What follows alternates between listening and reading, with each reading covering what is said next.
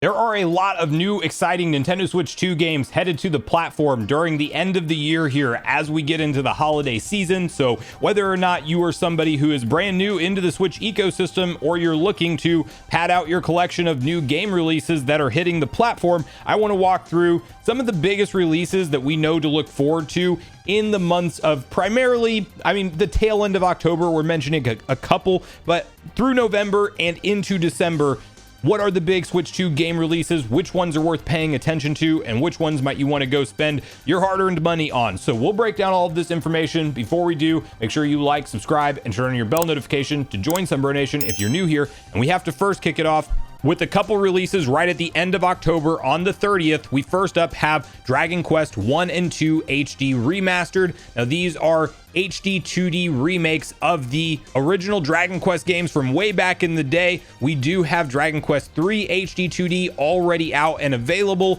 and the way you will play those from a story perspective is actually first starting off with 3, then 1, then 2, which is why they chose to release them in that same kind of order. So that's actually from a story perspective the way that the events are unfolding. This is of course a classic turn-based JRPG, beautiful visuals, and does have a full Switch 2 edition that will take full advantage of the Switch's 4K support when docked, and it targets 60 FPS in both docked and handheld mode. So a great way to enjoy the game on a television or on the go. This is an exciting one to add to your list, especially if you are a JRPG fan in general. Okay, also at the same day on October 30th, we have Mortal Kombat, the Legacy Collection, which is quite literally a massive celebration and collection of Mortal Kombat classic games. So we're talking the original Mortal Kombat 2, Mortal Kombat 3, Mortal Kombat 3 Ultimate, Mortal Kombat 4, and they're pretty much including all of the different editions of the game, like the arcade versions, the console, and the handheld versions. And of course,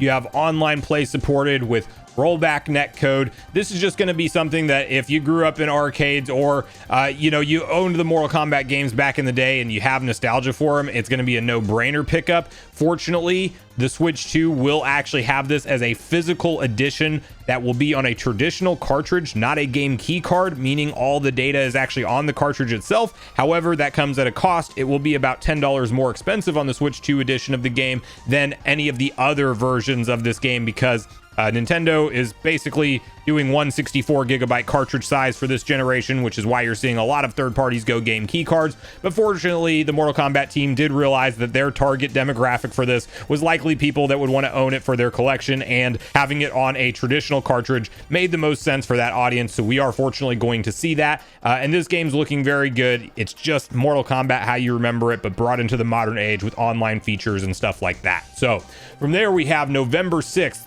Hyrule Warriors Age of Imprisonment. The more we see of this game, the better it looks. All the new trailers have done a lot to get me more hyped for the story elements. Now, this is a Warriors game at its core, which is just chaos is the only way to describe it. The combat is literally as many enemies as you can imagine on screen, and you are going to have some ridiculous over-the-top moves to take out fields of enemies, and you're also going to have some really cool and challenging boss fights and things like that. And we're playing from Princess Zelda's perspective, but as the team of Rauru and everybody that's in this imprisoning war, and you're able to switch between characters. There's actually a demo out there. You can go look at demo gameplay footage online.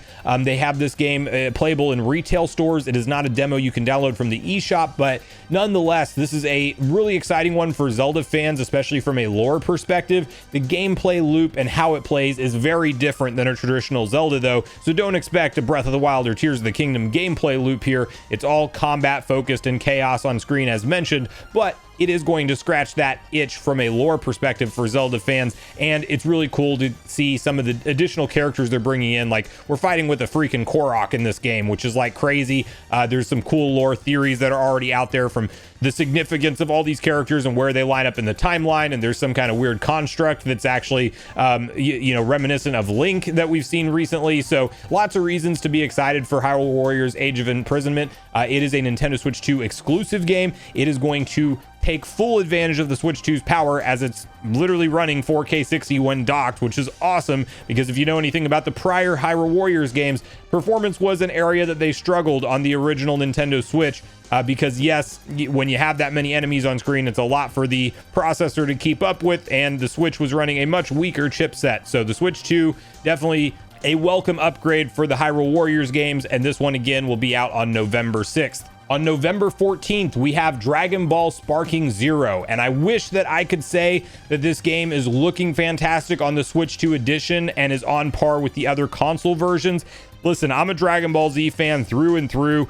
I love to play the games from time to time, but this one, when it comes to its performance and the port quality of it, it's unfortunately releasing in a pretty poor state, because they basically took the Switch 1 version. They did do some better textures and graphics and stuff, but it's running at like 800p in handheld mode, not even hitting 1080, and it's targeting 30 FPS. And listen, the Switch 2, we have seen it from other developing studios. It's powerful enough to run this thing, but for whatever reason, it seems like they're very much doing the Switch 1 version of the game and just like throwing it onto the Switch 2 and using its extra horsepower to get it slightly higher in resolution, and really no higher, but probably more consistent at a 30 FPS. So I'm hoping we see a performance patch for this at some point in the future, because we've definitely seen a more impressive, more demanding games come over to Switch 2 and run better than this. But at launch, it's going to be something you're going to want to probably pay attention to reviews and look at how the game's really running on Nintendo Switch 2, because just the official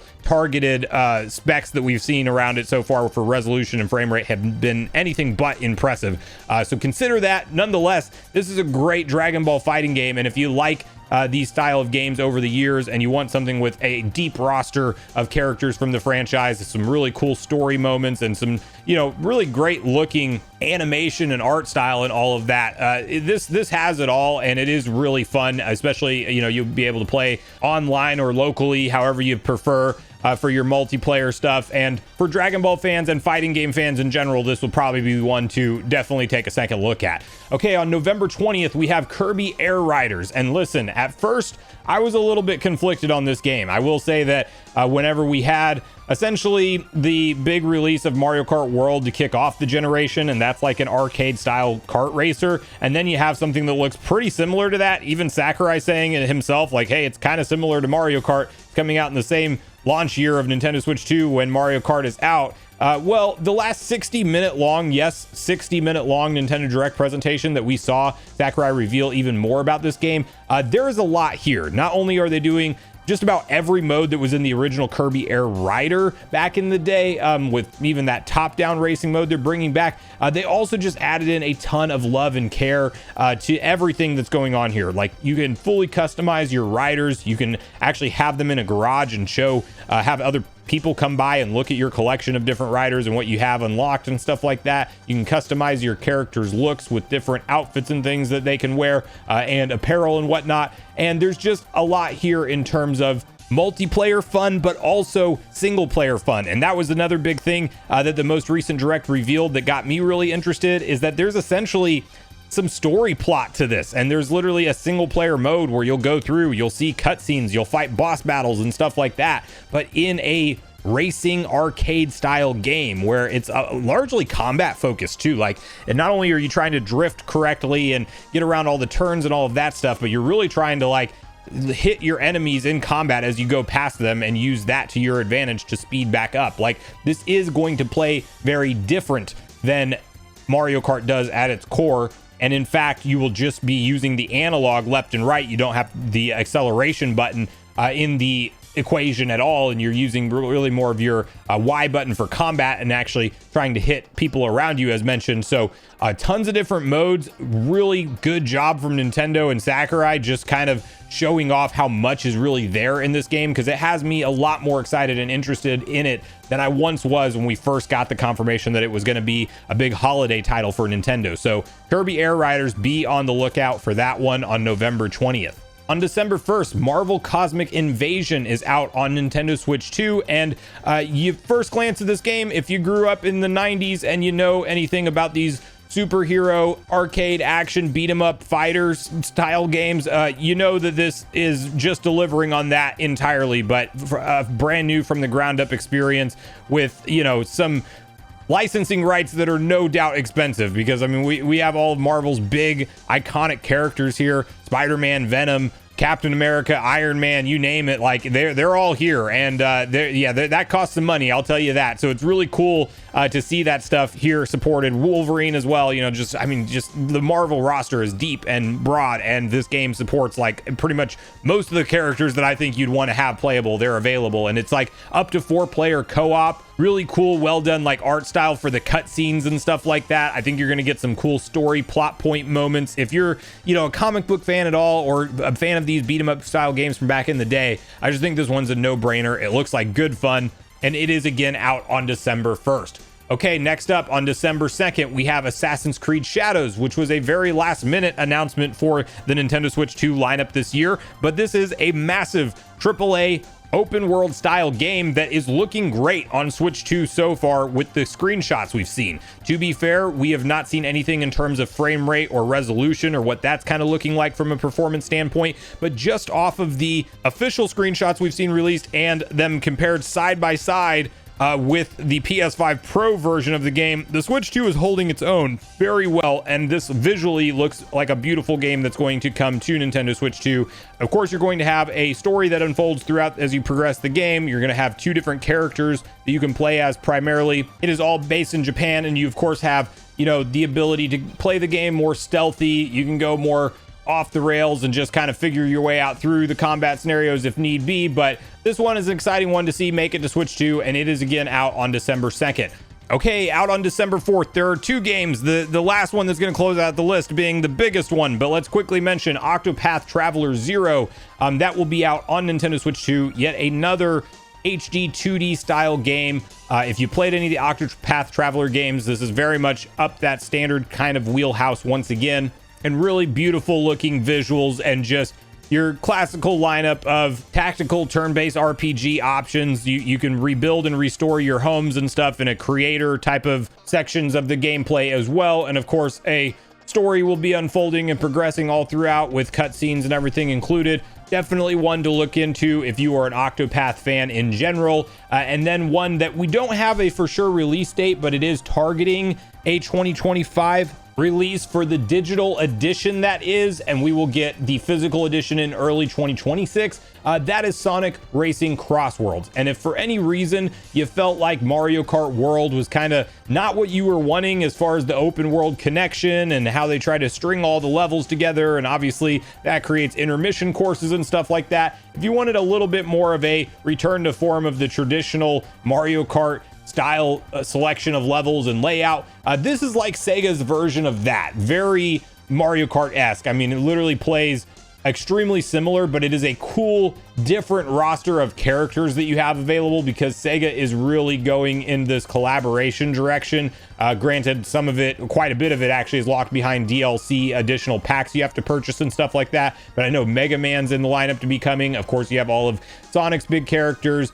You have the Joker from Persona, the Minecraft characters, you know, really they just went in a broad direction for the amount of different franchises that are supported, which is cool. And, you know, the game looks beautiful. I think if you pick up the Switch 2 version, it's going to run and look a lot better than the Switch 1 version did, which is out now, by the way, and it may have a demo tied to it if you want to kind of check it out ahead of time. But yeah, Sonic Racing Crossworlds, another good one to look out for over the holiday season, at least digitally. And remember, physically, it will be out early 2026 for Nintendo Switch 2.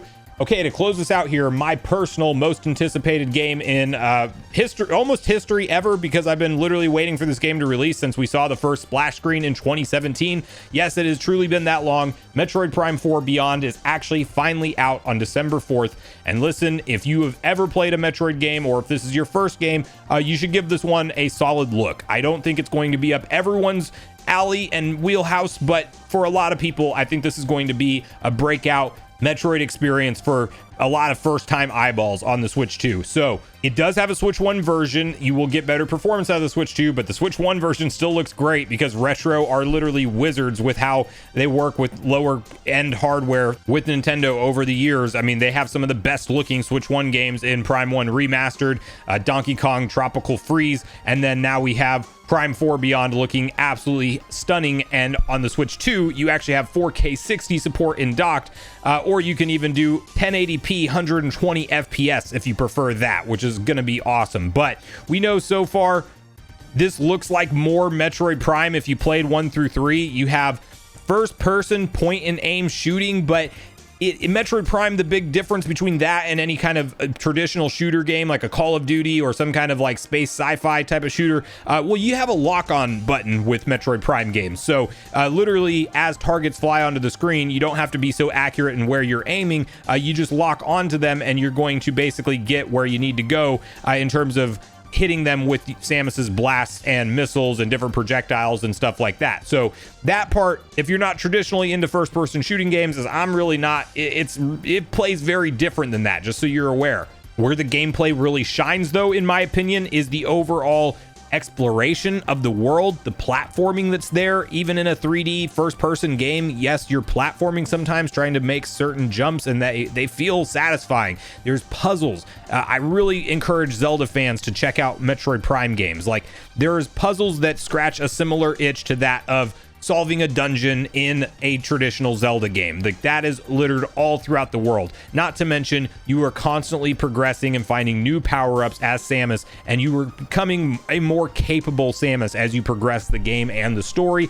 The story does seem to have some really cool depth to it this time around in Prime 4. We know Sylix is involved. We know the Lemorn are like a race and creatures that we don't know if we can trust them, if they're on our side or not. You know, we've kind of find out that stuff as we go. Samus has psychic abilities this time where she can actually control her blast after it's fired. You can do different grapple beam type of grabs and stuff with the psychic abilities as well. And Samus has a motorbike, Viola, this time, which is kind of crazy. Definitely divided on the internet. I think it's fine. I'm here to explore the vast open worlds and kind of do it at a blazing pace with Viola. I mean, I think it looks cool to me personally, but some of the core Metroid base does not feel that same way if you see some of the discourse online around it. But I almost can't believe that this game's finally here. If you can't tell, I'm more excited for this game than anything else we've talked about on this list. So definitely get subscribed to the channel, because we're going to do deep dive gameplay reviews, all the marketing and the lead up to this game we'll be covering, and I will absolutely do an in-depth review once it's actually released and I have a chance to play it. So